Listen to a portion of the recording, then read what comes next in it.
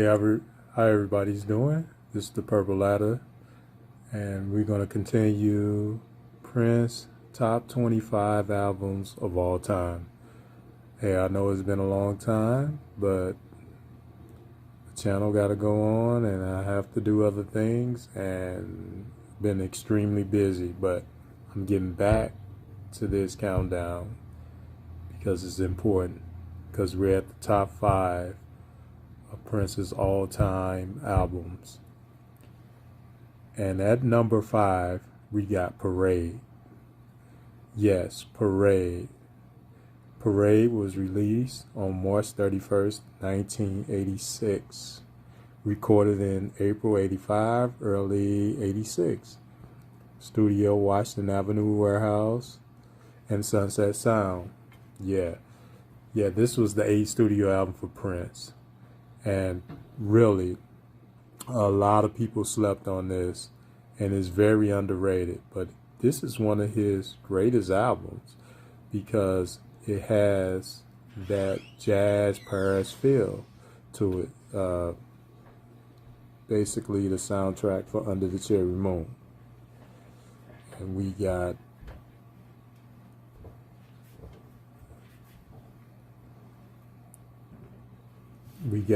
the guitar rock elements and psychedelic pop style explored, just like in Around the World in a Day and Purple Rain. And it was certified platinum, and it has the #1 hit Kiss. But this one, Prince really was a crossover artist, and a lot of his core fans, and some of those fans left because they said his music was too white or too much pop. But no, this was just, to me, he was exploring the experimental stage, more of the jazz feel of the 20s and 30s. So many songs connected, and it made this album great. And it had a lot of input from Wendy and Lisa, so you would get he relied on them a lot. So this made this album really great. Songs like Do You Lie, Life Can Be So Nice, Sometimes It Snows in April. I can go on and on. One of my favorites, Another Love, A Hole in the Head. This album was truly a masterpiece, and it's really slept on. So this is my number 5 album all time from Prince.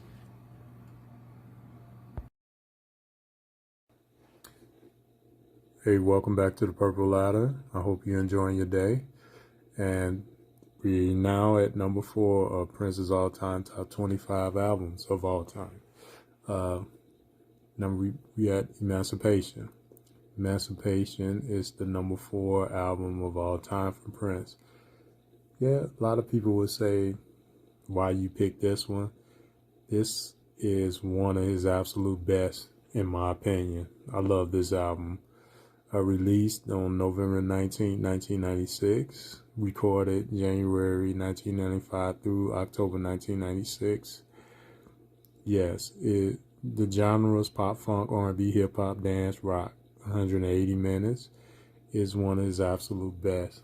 Prince, this is the Emancipation from Warner Brothers, and he signed to EMI to basically get free.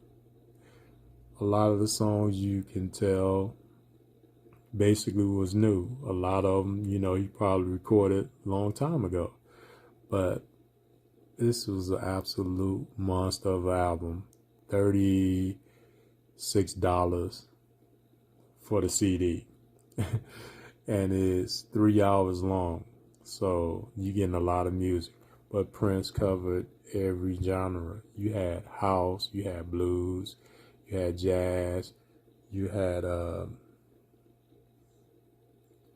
covers, all type of music, rock and roll, everything. Prince did it all.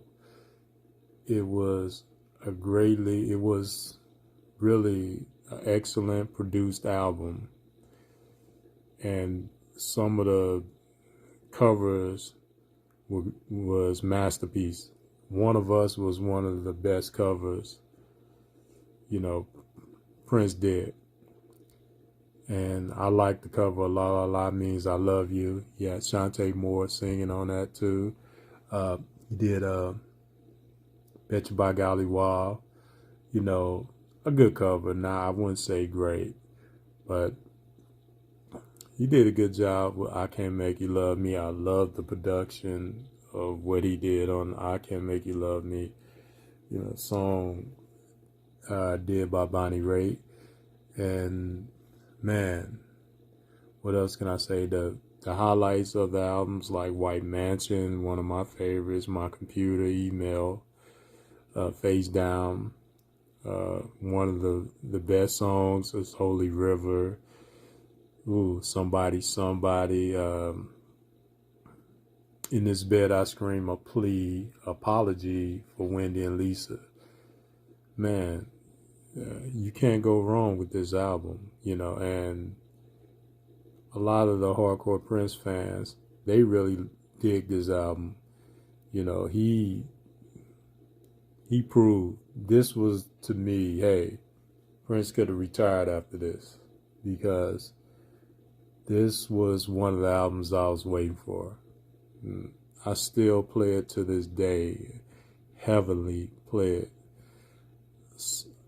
It's got so many great tracks on it. And he worked with, writers and other artists. He collaborated with so many. One of the first albums, really, you get a different feel from Prince. And this was Prince coming out party, really, with his personality. To me, the first time I really got to know Prince on that personal level and really deeply spiritual. And one song in particular, I never really listened to, but we get the message. Prince was always ahead of his time. New World. What else can you say? But I'm going to wrap it up.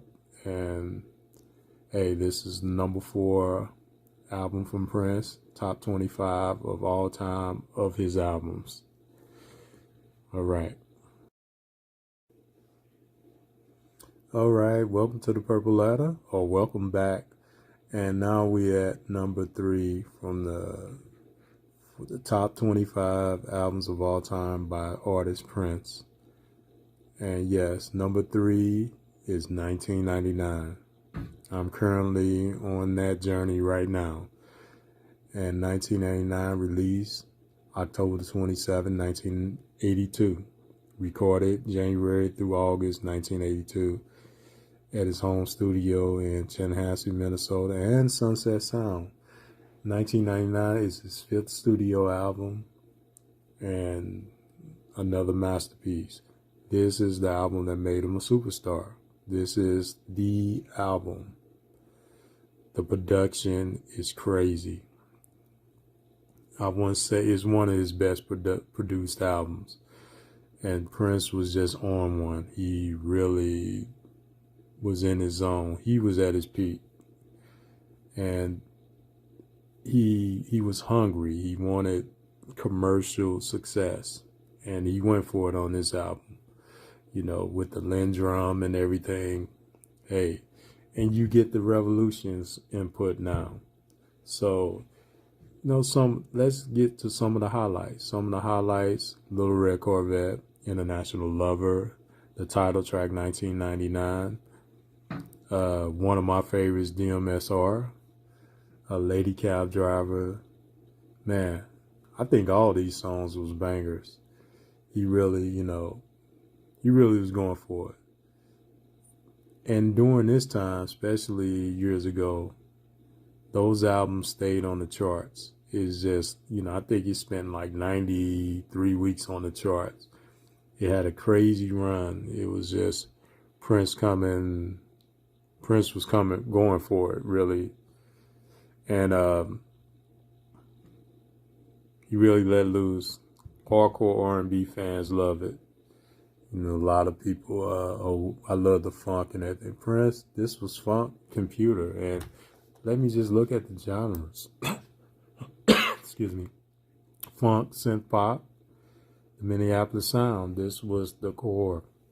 It was a double album too, 70 minutes long. You can't go wrong with 1999.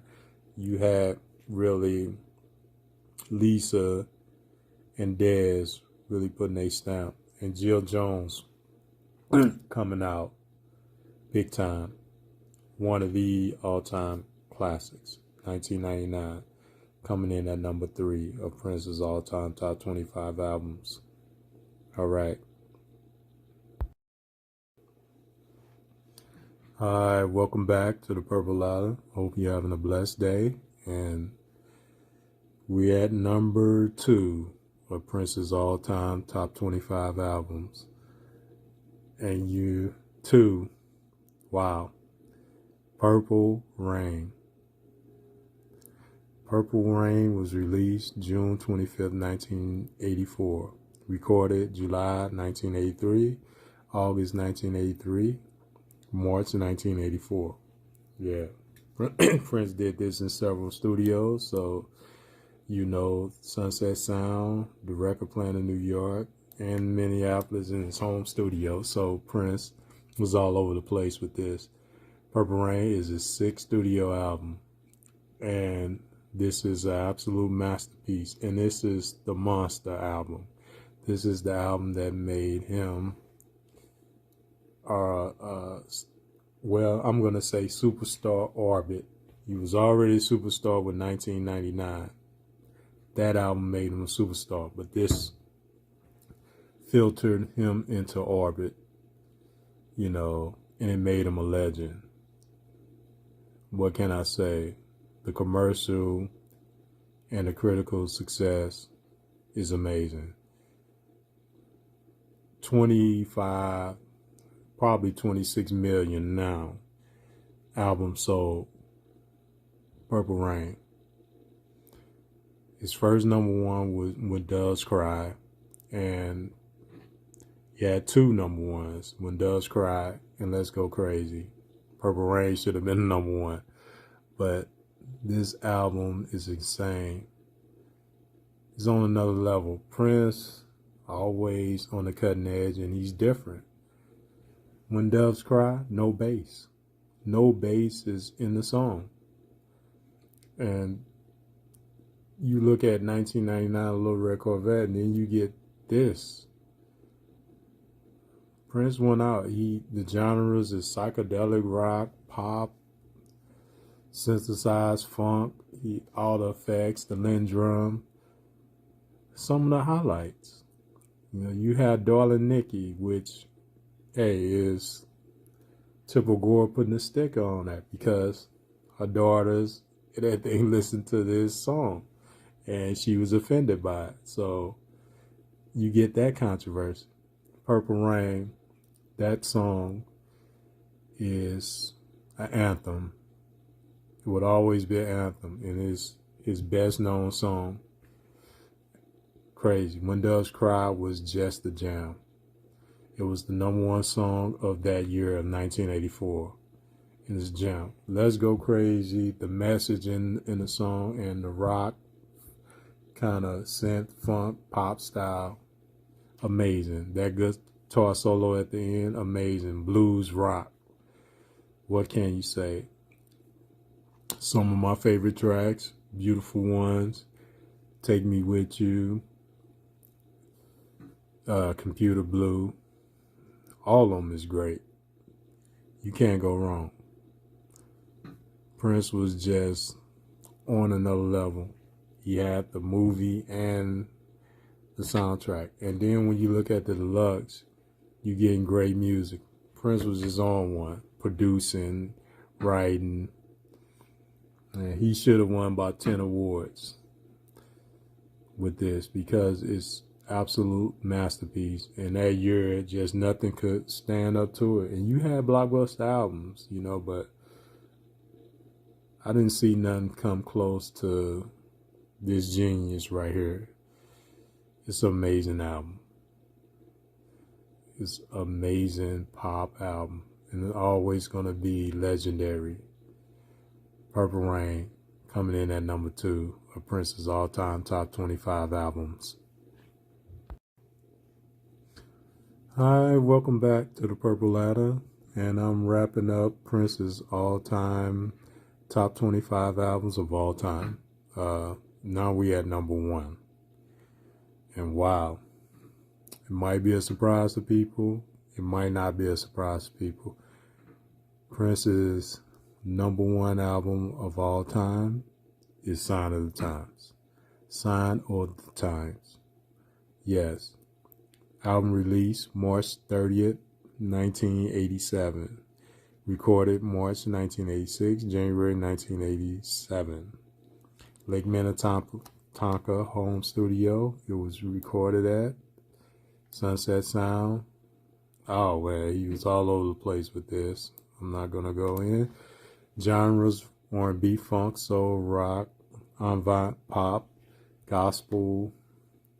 He did everything on this one. Sign of the Times is the 9th studio album by Prince.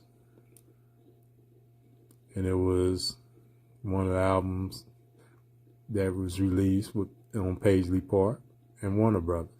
So yeah, amazing album. Prince split with The Revolution. And he was all set to do a triple album, Crystal Ball, in the Dream Factory. But that didn't come to fruition. And he split with The Revolution, Wendy and Lisa, Mark Brown, and Bobby Z. Doc stayed.